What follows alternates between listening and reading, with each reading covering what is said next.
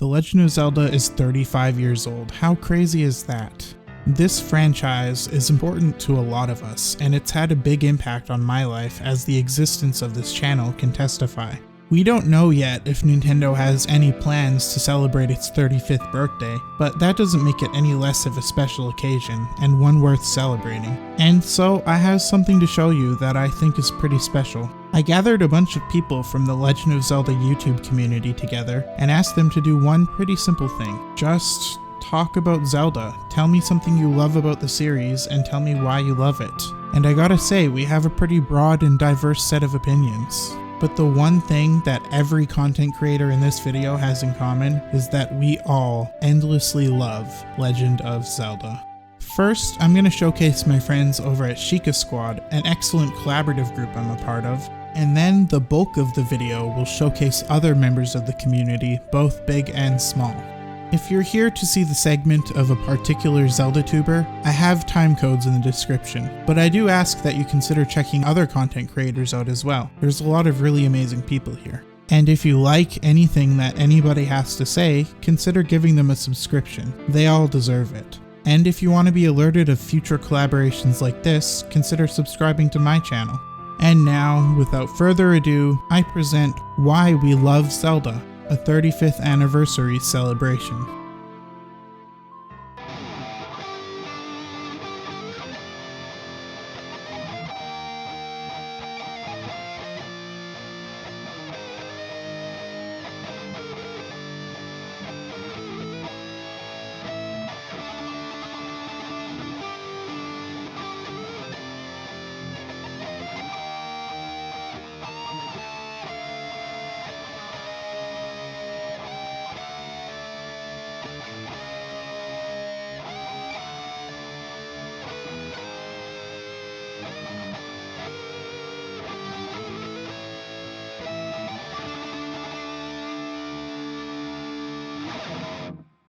Music is a powerful emotional tool. It can convey happiness, sorrow, rage, love. The Legend of Zelda is a franchise that is synonymous with incredible music. But more than that, I don't think The Legend of Zelda would be The Legend of Zelda without its music. I'm not sure if Koji Kondo knew it at the time, but the last-minute composition he had to write for The Legend of Zelda would turn out to be one of the most recognizable and significant pieces of music in video game history. The original plan for the Zelda theme was set to be Bolero by Maurice Ravel, but due to the copyright restrictions, Kondo had to write a new theme for the original Zelda in an incredibly short amount of time. After an all-nighter, the Legend of Zelda's main theme was born. This theme defines The Legend of Zelda. This motif is used countless times across the franchise in numerous songs, almost as if to harken back to all the previous legends that have unfolded in the Kingdom of Hyrule. Zelda's music uses motifs in pretty much every game. Some games, like Twilight Princess, have a huge portion of their soundtrack revolve around a motif. Take the Hyrule Field theme, for example.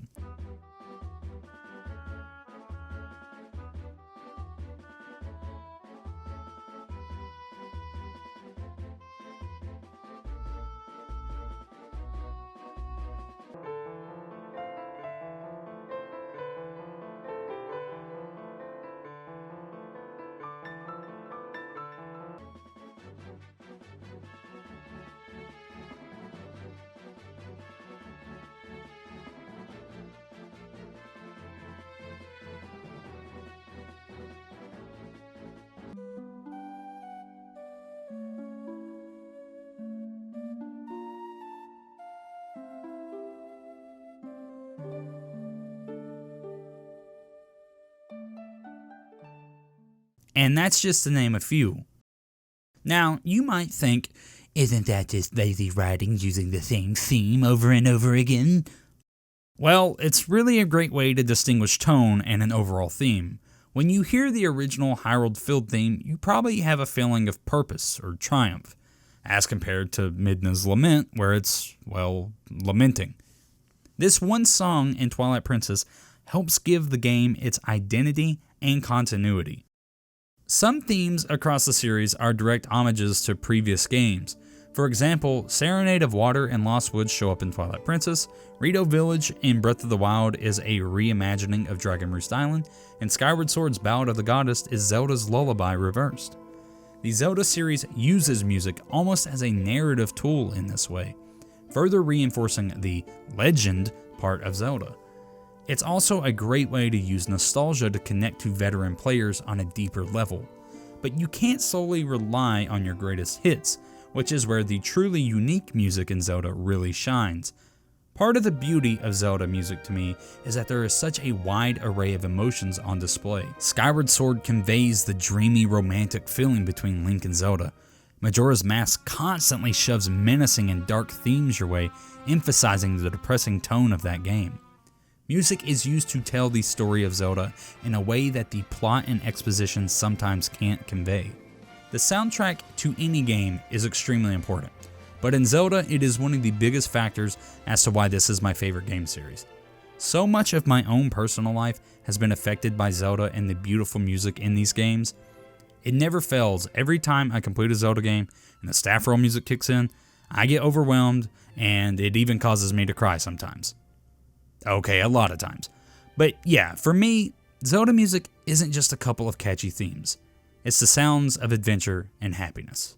From all the way back to 1986, the Zelda series has consistently strived to always seek a fresh and innovative way to portray the age-old story of saving a princess from a pig. This simple tale has grown so much so that there's now 3 distinct realities that fans love to debate about for new releases. One of the main reasons, aside from the sexy lore, that I love the shit out of the series is how unique and especially contrasting each installment is from the last. Let's specifically focus on the 3D titles. When following up the grand tale that was Ocarina, even though Nintendo reused so many aspects, the story and overall dreary tone that was Majora's Mask became one of the most beautiful ways to craft a sequel to a game that was and still is extremely beloved. Majora's Mask kept the familiarity in gameplay and graphics, but totally flipped how Zelda approaches the livelihood of an overworld, with its use of coherent and immersive side quests that really connected this world. Then just 2 years later, we were granted a brand new way of viewing an overworld. They went for an opposite approach with a sprawling and massive-ass sea, and a graphical style that still holds up to this day rather flawlessly. And next was the somber-feeling Twilight Princess. Of course, the graphics were the big drastic difference from the Wind Waker, but the game's focus on linearity was also contrasting. It had less of an emphasis on the overworld and more so on the intricate dungeons they established. Then Skyward Sword kept that linearity feel and returned to a luscious looking art style, with the massive selling point being its story. And once again, Skyward Sword's follow-up totally dropped what the game was all about, in deciding to focus on the overworld but in its grandest of scopes. And now we wait for yet another sequel. One that, just like Majora, maintains the graphics engine while appearing to be darker in tone, as well as returning its attention to the plot. So as you can see, with each release Nintendo absolutely loves to differentiate its focus from game to game, which I feel is for the better, whichever Zelda style you prefer, no matter if that's a focus on linearity, non-linearity, cartoony, or realistic graphics. It'll probably show its head before you know it. Must be those crazy Bama kids. Oh. Nayru, how the heck are ya? Uh-huh. Oh. Another Zelda collab. You don't say. And I get to choose any topic I want. Anything. I have been looking for a good excuse to talk about rocks. The Zelda series is home to so many great and unique races of people. Hylians, Zora, Gerudo, Rito, Kokiri. I love them all dearly. But Gorons will always have a special place in my heart. They're a pretty simple concept when you think about it. Rock people living on an active volcano? Makes sense.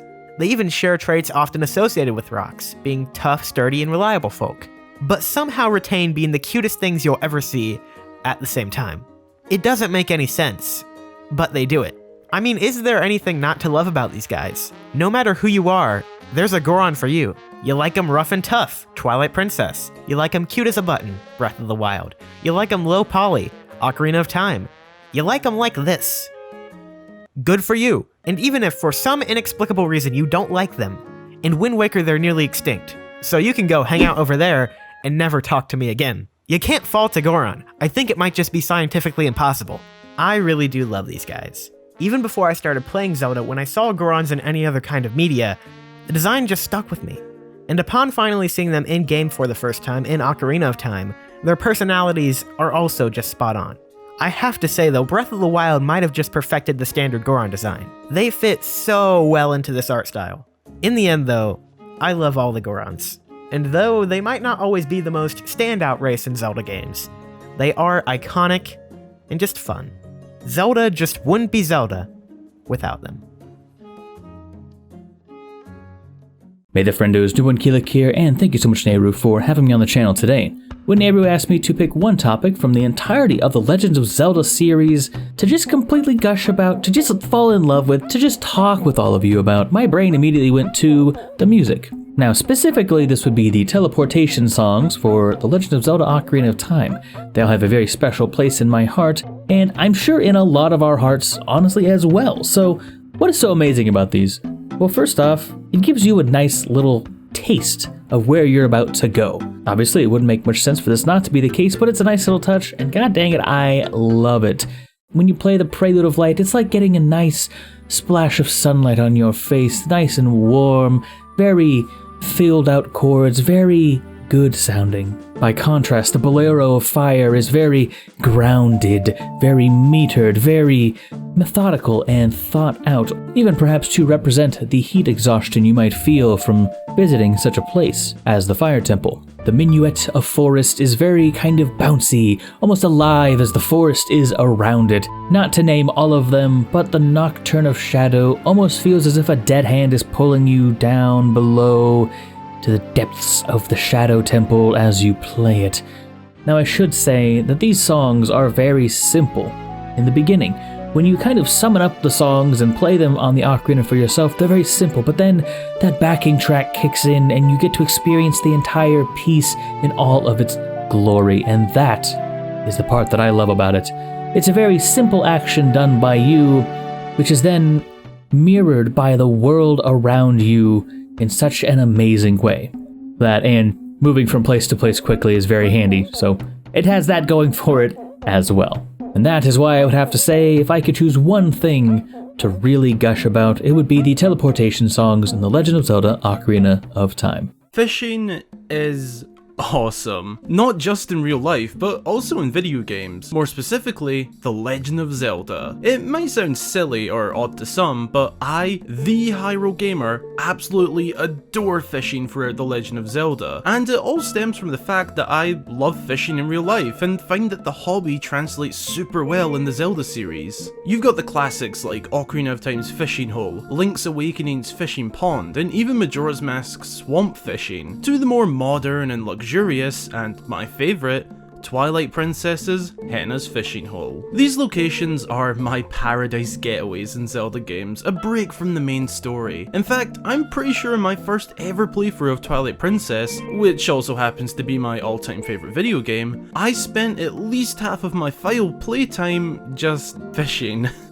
The scenery is stunning, the vibes and atmosphere are spectacular, and if you're a fishing fanatic like me, this location is to die for. Now, to the naked, untrained eye, the fishing in The Legend of Zelda is rather basic, and yeah, sure, for the older installments it's pretty bog standard, but hey, the games aren't even about fishing, so who can complain? But come to Twilight Princess and we have actual rod and reel combos, multiple species of varying fish, and even customization on lures, baits, and so much more. You even have a guide in that game. The depth and attention given to the fishing in Twilight Princess is what I simp for, basically. I can hop on the game simply just to fish. It might not be everyone's cup of tea, but fishing in The Legend of Zelda is something I could not live without. I love it so freaking much. Sadly, however, Breath of the Wild didn't really feature fishing, which is a bummer. I mean, it had fish and fishing gear as seen in Lurelin Village, but the closest thing to fishing we get is spear fishing and, bomb fishing? Yeah, throwing the ruined bombs into the water and blowing those fish out of there is a bit insane, but fairly enjoyable I must say. But nothing beats Twilight Princess's fishing mechanics. Call me bold, but I would love to see some true fishing mechanics return in the sequel to Breath of the Wild. Honestly, I could gush all day long about fishing in The Legend of Zelda. It might be silly, but it's what I love. Huge thanks to Nayru for having me on for this. It was a ton of fun, and hopefully you'll see more of us together in the future. See you guys later. What's up with it, everybody? My name is Dylnamic, and I have a very specific topic to bring to this video. Let's jump right into it. The Legend of Zelda series is home to some of the most memorable character arcs in gaming. Throughout Link's many adventures, he touches countless lives, and those he encounters almost always change for the better. But to me, few are as impressive and outstanding as the one we see out of the princess herself in Breath of the Wild, and more specifically, an important theming within it, which I'll discuss. This incarnation of Zelda, to me, feels more human than any previous one we've ever seen. As the heir to the holy power that drives back Ganon, in an era when his return is nigh, the princess faces a great deal of pressure.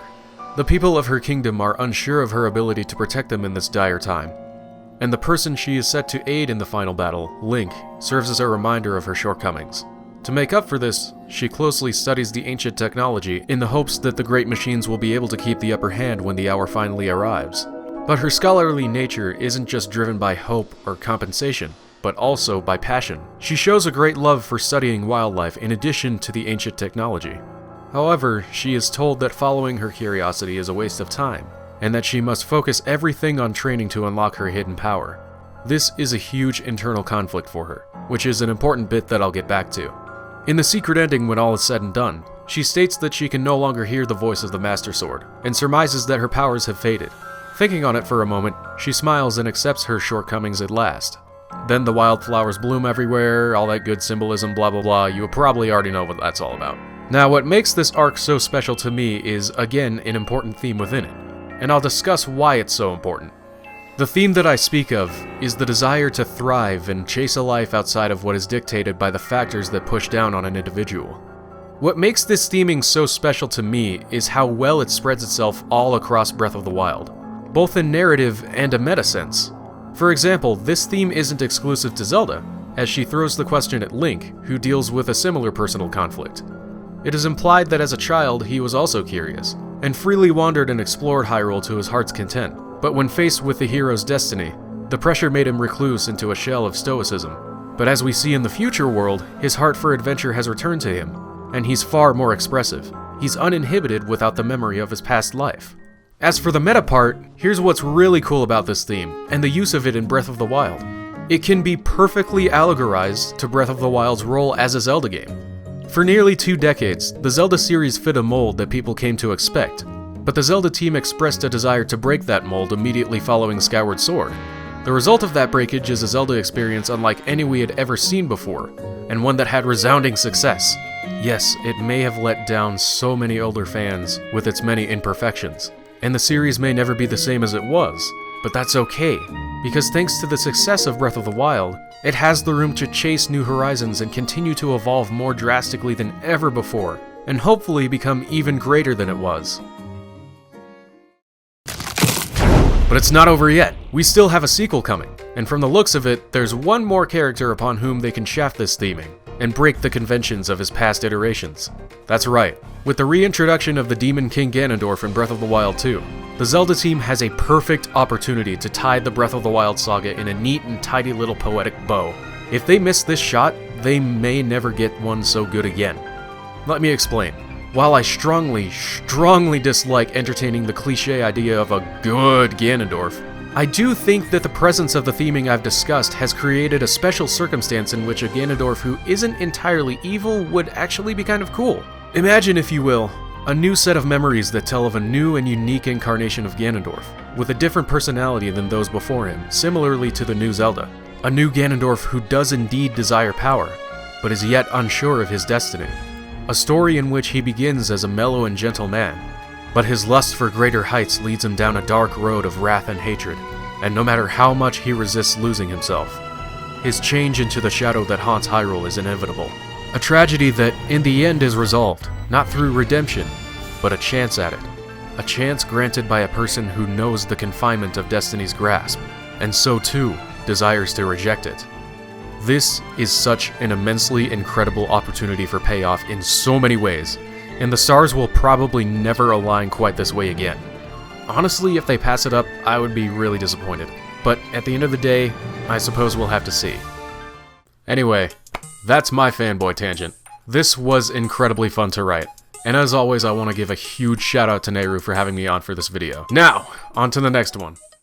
Hey Hylians, I'm SuperZeldaGirl and I run a YouTube channel focusing on all things Legend of Zelda, and I've been playing the series since I was a kid. There are so many things in the Zelda series that I love and could talk ages about, but today I'm going to focus a little bit on the series overworlds. The overworlds from the Zelda series, to me, are some of the best in video games. I think everyone remembers their first time walking out into Hyrule Field in Ocarina of Time or Twilight Princess, seeing those pans across the landscape. Whether they are big or small, the overworlds for the series are always packed full of things to do, like finding hidden grottos with treasure inside, or finding full-on islands in games like Wind Waker and Phantom Hourglass with their own side quests, minigames and puzzles. Every Zelda game's overworld is also given some of the most memorable music in the game, the original Zelda's overworld theme going on to become a classic for the series. One of my favourite overworlds in the series is the one from Twilight Princess. Each location in that game, from Hyrule Field to Gerudo Desert, are extremely memorable to me.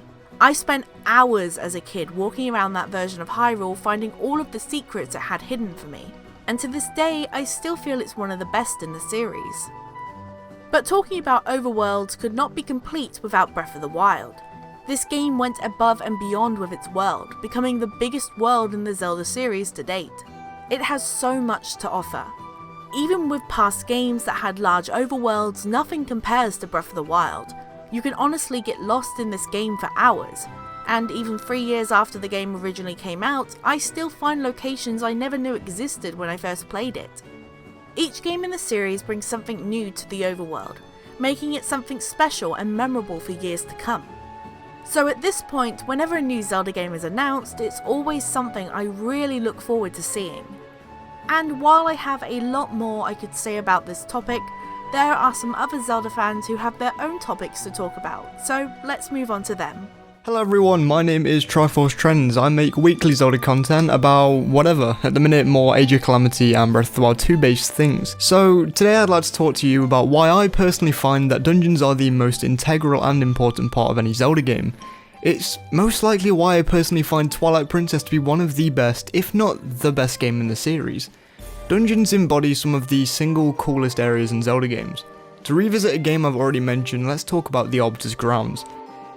It's an abandoned prison seen to house some of the darkest and scariest criminals, and just general villains of the era of Twilight. You can even see cutscenes in which Ganondorf is banished to the Twilight Realm. This leads amazingly on to talking about atmosphere in a Zelda dungeon. While Breath of the Wild personally disappointed me with its dungeon music and overall atmosphere in the Divine Beasts, it encompassed me with its huge open world. Where other Zelda games floundered, this game excelled amazingly. Whereas past Zelda games have all included that amazing catalogue of atmospheric masterpieces, whether it be Snow Peak Ruins with its beautiful piece of music and amazing set pieces, or the Forest Temple in the Ocarina of Time, all establish that atmosphere. And that's the beauty of my Zelda dungeons. Since it's one of my personal favourites, let's track back to the Forest Temple, the perfect example of how to create atmosphere in a Zelda dungeon. While the Arbiter's Grounds' final piece of the puzzle was the lore, the Forest Temple doesn't need any sort of lore. No introduction is required. You step into the front garden of a colossal structure. The music that the entirety of the Zelda tubing community uses begins to play. While for younger children the atmosphere set up by the Forest Temple was possibly a fear of what lurks beneath the surface, while as you grow and fear less in the world, this fear becomes serenity. Sure, the Forest Temple isn't exactly the most serene place in general, and the music really does build on that.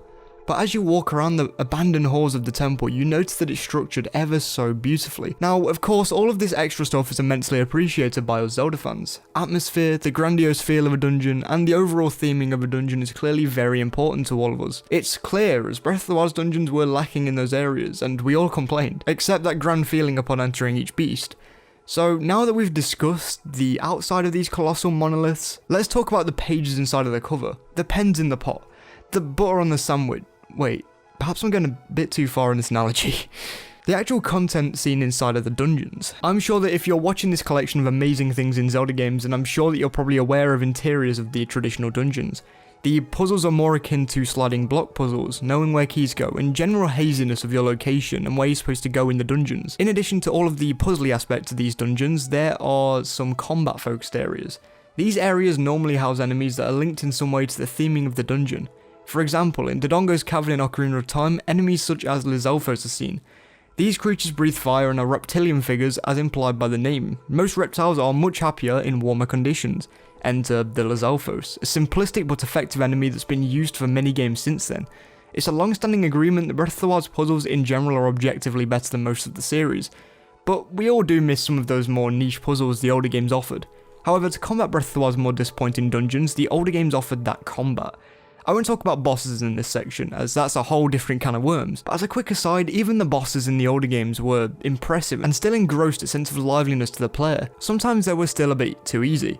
King Dodongo is a prime example of this. Before I end off my section, I'd like to talk briefly about an example of a dungeon that I think does all of the above amazingly and expands even more on some of the ideas. Something I've not discussed is dungeon items, and there's a reason for that. No 3D dungeon has done mid-dungeon items as brilliantly as the Spirit Temple seen in the Ocarina of Time. It seems unanimous to me that the use of the mirror shield within the temple itself was brilliantly executed, and some would say that this was even expanded on in Wind Waker in the Earth Temple, with the inclusion of medley and more light-based enemies. But enough about the Earth Temple, let's shift the focus back onto the Spirit Temple. The Spirit Temple lets you walk through the dungeon once as a child and once as a teenager 7 years later. Straight off the bat, the first thing to discuss would have to be the lore in this temple. It's outstanding. You first enter as a child. A Gerudo thief known as Nayru is trying to do a similar task as Link. She's trying to stop Twin Rover to restore some sense of peace to the people of the Gerudo Desert. You soon come to realise that Nayru is taken hostage by the sisters who have some sort of parental role to Ganondorf. When you come back as an adult, you defeat an Iron Knuckle, the second the Hero of Time defeats in this venture. It turns out that Twin Rover brainwashed Nayru and she was acting as their servant for 7 whole years. And upon the defeat of Twin Rover, she is recognised to be a sage. That's an amazing amount of lore for one dungeon, and that's without going into the origins of the dungeon itself. Atmosphere-wise, this is quite a spectacle. There's a sort of magical and deserted aroma flowing around you as you make your way down the narrow corridors, wondering what could lurk behind each corner. The music complements the puzzles, which I must say are some of the best puzzles in the series in my opinion. Grabbing the mirror shield for the first time and using it for puzzles really did perplex me. This was one of the coolest mechanics seen in the temple by far, and while I don't think that this dungeon was any better than some of the others that I've mentioned in this section, I understand the love for it. Its merits outshine any negatives it has, and that's really the key to a good dungeon, and the reason why I love Zelda dungeons so much. It's why they're my favourite sections of any Zelda game, even Majora's Mask. So this has been Triforce Trends. You've been great. Now before you get bored of my droning, let's hear another Zelda fan's favourite thing about the series. Thinkafurr here, and I want to talk about just how amazing Nintendo is at creating mysteries within the world of Zelda. Since the year 1986 of Nintendo's first release of a Zelda game, even up to this very day, Nintendo has crafted mysteries within the world of Zelda that have lasted through the many years and always left its gamers and theorists alike enthralled. Personally, it was during the year of 1998, November 21st, that my barely 5-year-old self was given a copy of Ocarina of Time. Captivated by a Zelda game for the first time, I was mystified and excited to explore its world, to seek out and learn all I could from its characters, symbols, tribes, and their cultures. I wanted to know so much more about its world. Then, as the years would pass and progress, leading up to 2017 with Breath of the Wild's release, even up to this very day in 2020, am I still mystified and left wanting answers. players. See, whether it's a game like Ocarina of Time with linear story progression or non-linear story progression in other titles, like Majora's Mask or Breath of the Wild, Nintendo always finds ways to cleverly tell their stories by leaving some parts to the player's own imagination. Yeah, sure, there are some really obvious Easter eggs, like the Mario painting in the courtyard window, but when we delve deeper beyond the obvious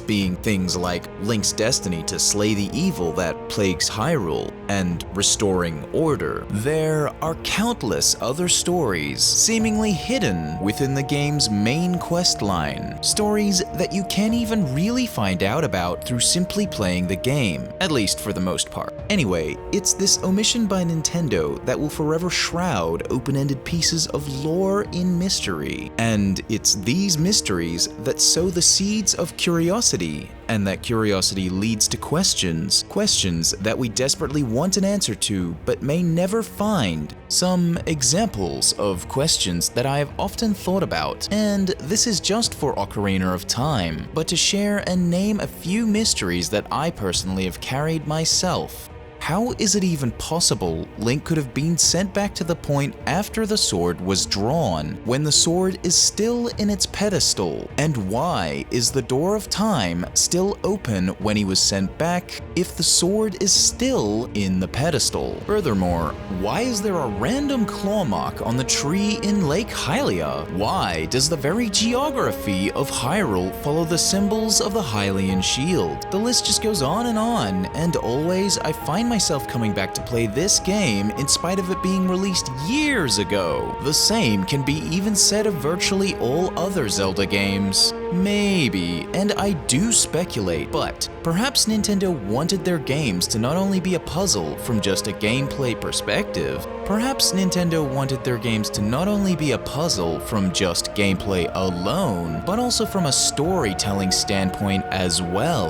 The very definition of mystery is that something is difficult or impossible to understand or explain. Why would Nintendo do this though? Well, honestly, I'd put it down to a few simple things. To begin with, it makes a game heavily enjoyable to replay and explore, thus adding replay value in a completely different way, besides pure gameplay mechanics and speedrunning. Secondly, and more importantly, it makes a story captivating and engaging when certain pieces of information and/or lore are left out from the game itself. It's an intentional omission made to leave you and I, the players, the thinkers, wanting more. You see, humans have an innate drive to see something completed and finished. Often, much of Zelda's lore is told outside of the time periods the games themselves take place within, thus creating a situation that is incomplete.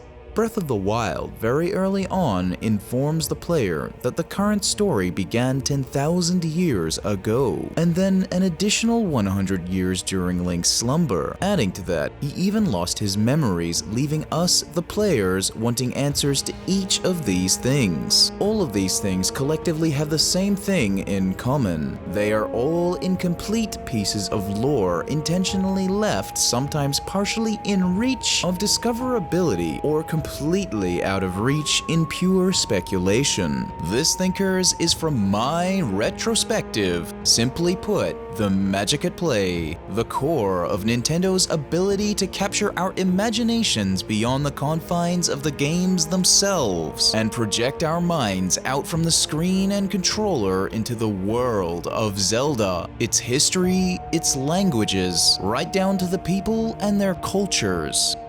Mystery. It's one part in a larger sum of a whole that collectively binds all Zelda fans' love over the franchise together.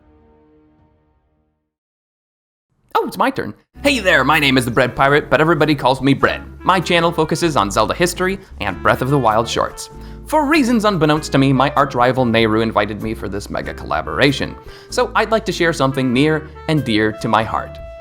Enemies. Yes, you heard me right. The nefarious, smelly, warmongering, occasionally slimy, and always painful adversaries that battle our hero in green or blue. Trust me, they're not as bad as they sound. Despite their outward appearance and hostility, many enemies have a soft side that makes them charming and sometimes cute. For instance, in The Legend of Zelda for the NES, there are moblins that just want peace and quiet. In Zelda 2, there are adorable slimes that help Link on his quest. In A Link to the Past, there are friendly thieves, unwittingly helpful bats, and a cordial Zora King. And even in Breath of the Wild, if you have the right type of mask, you can interact with monsters peacefully.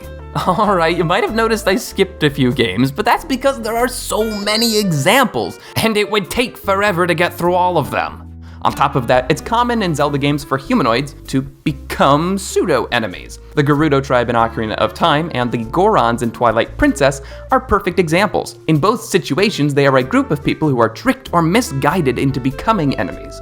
They're not bad people, and they are clearly not monsters, so it creates a unique challenge, convincing them to be your friend. But obviously these are rare occurrences. Most enemies will attack the player on sight, hence the word enemy. That's the definition. Even so, hostile enemies shine by being memorable. Who could forget the Octoroks, the Lynels, and Lizalfos, Dekubabas, Choo-Choos, and Dodongos? These enemies are easily recognizable because of their weird names and strange appearances. All in all, without said monsters, the Zelda series would get quite stale. Our only challenge at that point would be puzzles and more puzzles. I'm not gonna lie, guys, I don't want to live in a world where Zelda games only have block puzzles and buttons. Thankfully, we don't need to live in that kind of world. Enemies in Zelda games provide an exciting challenge that requires skill and quick wit to overcome. They can be charming and helpful and cute, or nefarious, bloodthirsty, and extremely hazardous to our health. TLDR, we love to hate them. Thanks again to my arch rival for inviting me, and now for something completely different. I'm Andy from Zeldom, and I approve this message. Majora's Mask. An absolute favorite Zelda game to many fans, and a complete and utter disaster to others. Despite the unique and debatably chunky mechanics in the game that some may not enjoy, Majora's Mask is a goldmine for both dark and beautiful creative expression. So I'd like to talk about the raw, unfiltered creative ideas that were put into this game. There's so many elements of Majora's Mask that I love, it's hard to limit the list down, but the first thing I like to bring up is the character design. What I find fascinating is how the developers were able to take the character models from Ocarina of Time, sometimes placing them into similar context, yet giving a whole new identity to these characters. One of my favorites being Anju. Her model is taken from the Cuckoo Lady in Ocarina of Time, who doesn't seem to have much personality to her besides being bad at her job, while Anju is turned into a fully fleshed out character with a deep story behind her. Not only do we get a full impression of her personality, but her character is also brought to life through the Cafe Anju side quest, perhaps being one of the most emotional and complex side quests in the entire franchise. Romani and Cremia also have a similar situation. They are the counterparts of child and adult Malon respectively.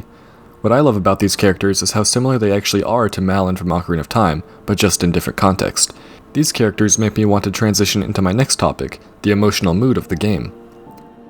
If Majora's Mask hadn't been rushed, I highly doubt so much of the emotional and heartbreaking moments would have made it into the final cut of the game, but I'm so glad they did. Witnessing Anju's distress as she tries to find her missing fiancé really does make the situation feel real, and make us, the players, somehow sympathize with her. Failing at any point in the 3-day cycle makes her story devastating, knowing she waits in her hotel room waiting for Cafe, only to die alone. What makes it worse is when Link and Cafe fail to retrieve his mask from Sakon's hideout. Cafe is then trapped in this secret base and has to live the remaining 6 hours of his life knowing that he failed the love of his life, and she'll die thinking he betrayed her, when all he was trying to do was fulfill the promises he made to her. Cremia and Romani also have several emotional moments. Depending on Link's actions in the 3-day cycles, Romani can be abducted by the alien Pose, leaving Romani completely traumatized and delirious. Cremia can then be found in the bar in mourning, blaming herself for not believing her sister's words, so she cannot protect her. Cremia also has to deal with the antagonistic Gorman brothers who perform criminal acts to sabotage her business, an only way of making a living for her and her sister. Even if Link helps solve all of their conflicts in the 3-day cycle, everyone is still going to die and Cremia is fully aware of it. That night, she lets her child sister Romani drink their alcoholic Chateau Romani to make them oblivious to their impending deaths. What makes this just heartbreaking is Cremia tells Romani to sleep with her that night. To Romani, this was the best night ever, but Cremia did this to protect her sister from the truth so Romani could die as happy as possible, without any worry about their inevitable deaths. Hopefully I didn't turn this into a huge tear fest, but these deep emotional stories in the game are so beautiful to me, and I think it's amazing how they came to fruition for such a rushed game. As much as I'd love to have more content for these characters and their stories, if the dev team had taken more time, I think they may have cut out or revised some of these aspects that I love so much about the game. To me, these make Majora's Mask a unique and irreplaceable addition to the franchise. Zeldom out. And you've reached the end. I thank you for making it all the way through, and I really hope that you found something that you related to in this video. Please consider subscribing to the channels of any Zelda tubers that interested you. And of course, a huge thank you to everybody who participated. And as always, stay safe out there, because like the old man told us 35 long years ago, it's dangerous to go alone.